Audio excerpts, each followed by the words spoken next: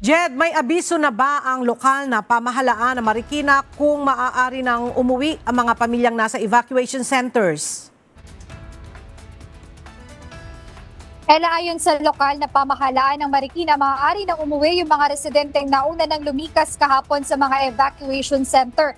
Ito ay sa kadahilan ng nananatili hanggang sa ngayon na normal yung level ng tubig sa Marikina River. Ngunit mahigpit na paalala ng Marikina LGU sa mga residente ng lungsod na huwag magpakampante at manatiling alerto pa rin, lalo na't hindi pa nakalalabas ng Philippine Area of Responsibility itong si Bagyong Uwan at patuloy pa rin nararamdaman dito sa lungsod ang malakas na pag-ulan at malakas na bugso ng hangin.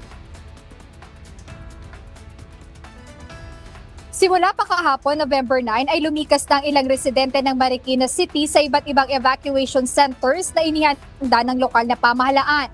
Sa tala ng Marikina Local Government, umabot sa higit 10,000 individual ang maagang pumunta sa mga evacuation center. Kahit paayon sa pamahalaang lungsod, hindi pa umakyat sa unilan sa mga ito ay nagsimula ng bumalik sa kanilang mga tahanan.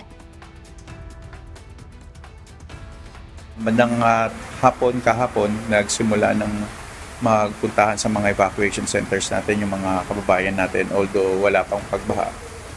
Preemptive evacuation na sila. Umabot kami ng asayas mga 10,000 evacuees sa mga evacuation centers.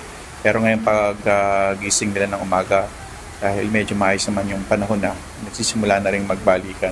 Sa ngayon, nasa 8,000 plus na lang yung mga evacuees namin. Dagdag pa ni Dave David, hepe ng Marikina City Disaster Risk Reduction and Management Office. Nakataas pa rin ang red alert status sa lungsod hanggang hindi pa tuluyang nakalalabas ng Philippine Area of Responsibility si Bagyong Uwan. Nananatili aniyang naka-standby o nakapreposisyon ang rescue assets gaya ng mga bangka sa mga estratehikong lugar sa Marikina City. Gayon din aniya ang iba pang ahensya ng lokal na pamahalaan ay nakaantabay rin o nakabantay sa anumang insidenteng maaaring mangyari sa mga susunod na oras.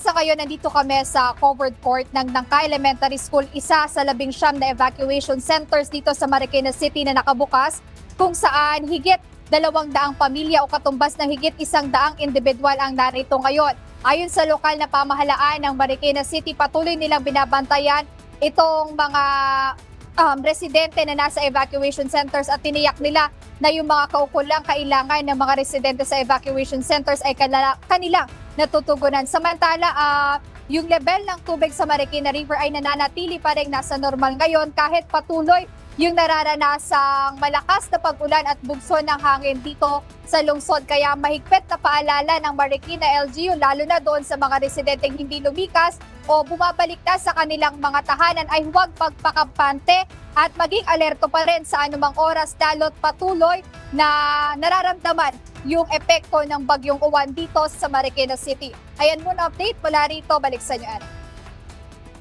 Maraming salamat, Jed Neresina.